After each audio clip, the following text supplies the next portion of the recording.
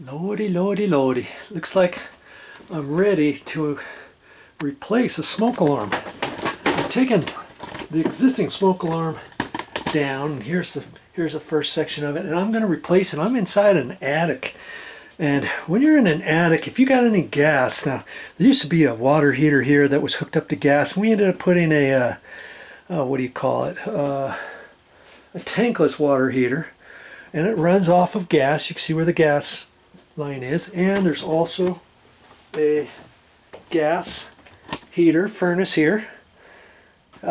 Whenever you have gas, you've got to have a smoke alarm, and when you have a smoke alarm installed, it has to be one of the combination ones, the smoke alarm slash combination called a carbon monoxide and smoke. See here? This one I'm installing. It's hardwired, and it's got a 10-year battery backup, worry-free, smoke plus carbon monoxide alarm. You've got to use one of those anytime you are close to gas. Okay, and that's what I'm doing. And I know it's time to pretty much replace this. I've looked at the old one, and the old one's got maybe a couple more years life expectancy on it, and generally you can see the dates on the back side, and here I think that's the date. That might be the date right there.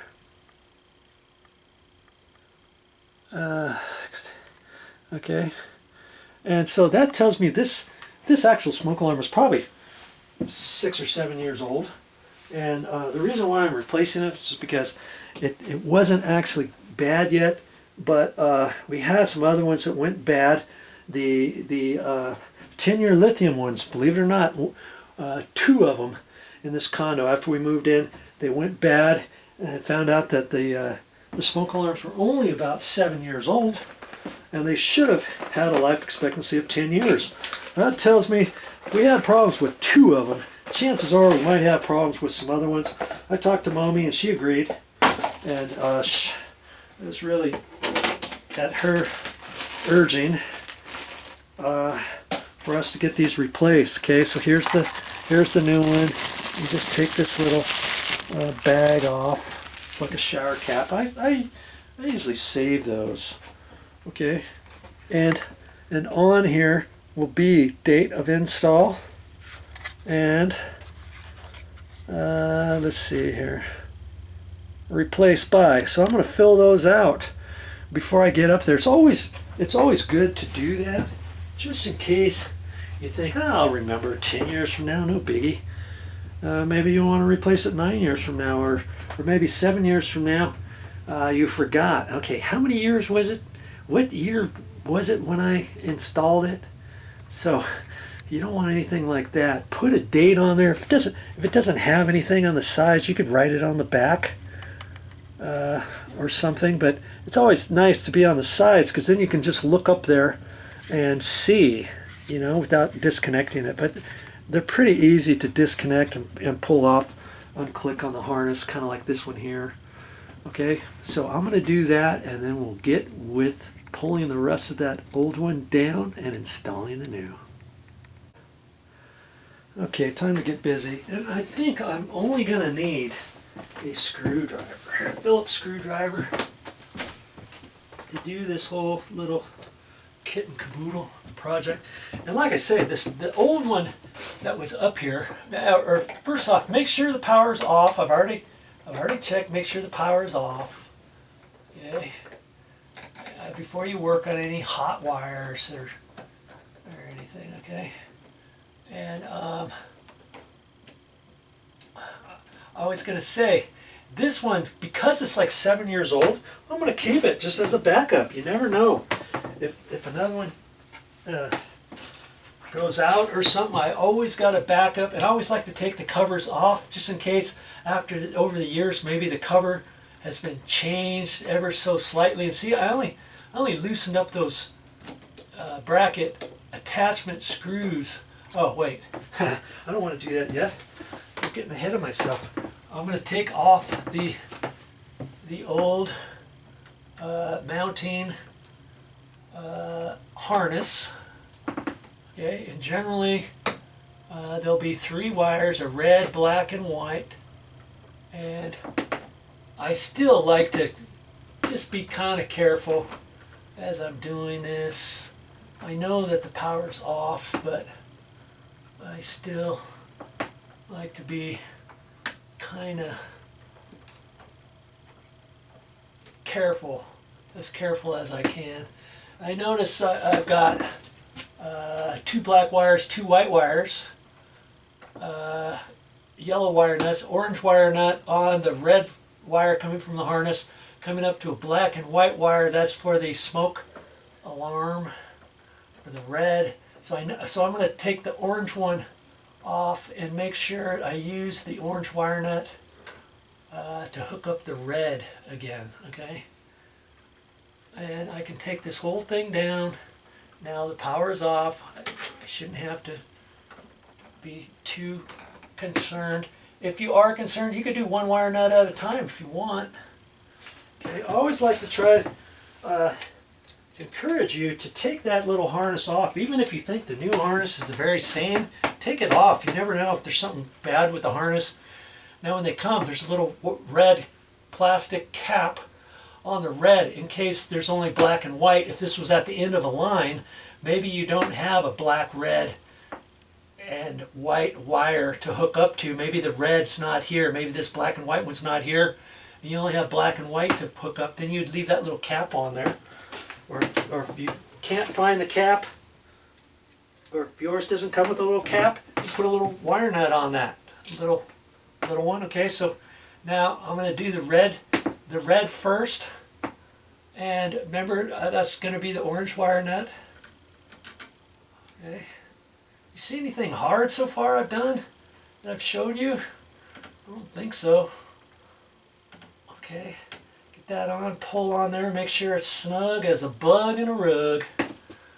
Okay, now let's get rid of the whites.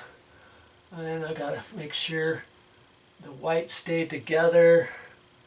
Okay, just kind of bend that end over a little bit. Hold your mouth just right, get them all in a bunch there. And put that wire nut on there. Hold everything so that it all goes in together. And pull on there, make sure it's snug, and it is. Sometimes you'd be surprised. You don't pull on that, on this little wire, and the wire nut's tight. You think, everything's fine, I don't have to do that. And then you find out later you got a problem, and you troubleshoot it, you pull the whole thing apart and find out your wire nut was tight, and you pull it on the wire and the wire was loose and chattering, or it was out or whatever. I've had that happen before. Okay, now even though it's in the attic, I'm still going to try to make sure I get my wire nuts pushed up in there far enough. And try to keep my grubby fingers off of the ceiling. I know those. I try to keep my wire nuts away from the very, very middle, and make sure I got enough room so that I can kind of push this up in there, knowing that it'll go. All right, let's just keep it rolling, eh? I've left my mounting screws. Get it on there, slide it into place, and there's enough for 3 different size mounting light fixture boxes or whatever, and so you don't have to guess what size your box is, whether or not your cover is going to fit. Okay, your cover should fit on any 3 sizes. This one happens to fit right there. Get it snug. I want to make sure it's nice and snug, so that when I slide this on, when I get ready to slide it back off, this never moves on me. Okay? Alright. I want to make sure this is clipped in properly on here, and it snaps in, and it's snapped. Okay, and now I can push it up in there line this up, make sure, so in some locations it might not fit, and then you slide it around and then it fits. Make sure to feel your hand, your finger all the way around, make sure it's up snug before you turn it. I'm going to turn it right to the right, and the battery should chirp. Okay, now it should click on there more. There we go. Okay, there it is. Now, am I done with it? No. You're not going to be 100% done with it until you turn the power back on. Once you turn your breaker back on, then you can press the button. See, this is the test button or reset button or setting button, whatever. This particular smoke alarm only has one button right here in the middle. I don't want to press it right now because it's not going to set properly because I don't have a power on to the house for the circuit where all the smoke alarms were installed. Does that make sense? So I've got to do that first. Then I'll come back up here, press the button, and it will be rock and roll, ready to go. Okay, maybe we'll do that next. Okay, I turn the breaker back on. Now, because this is a smoke alarm and a carbon monoxide alarm, it'll voice activate and will say smoke or fire, two different sequences and stuff. Okay, so I'm going to press it and let go. See what it does here.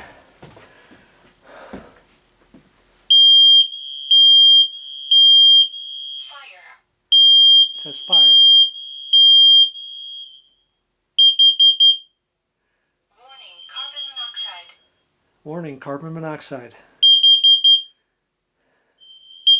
It has to go through the whole system like that so that you know that it's set properly. And now the green light, I see the green lights on and everything, and this one's all set and ready to go. Okay, and now that I've turned the power back on, I've got to go around to all my other smoke alarms. Yes, don't forget to go around to all your other smoke alarms and reset them. Okay, not all are the same. This one just happens to have one button. If yours has two buttons, look at it, read your directions, or look up there, shine a flashlight, see which one's a reset button or a test button, and do it accordingly, and get all of yours reset before you call it good. Don't forget, because if you don't set your other smoke alarms, they always tell you to retest them. Anytime you turn your power off, because these were hardwired to your system on a breaker, if you don't press your other ones and set them and test them throughout your condo, throughout your house,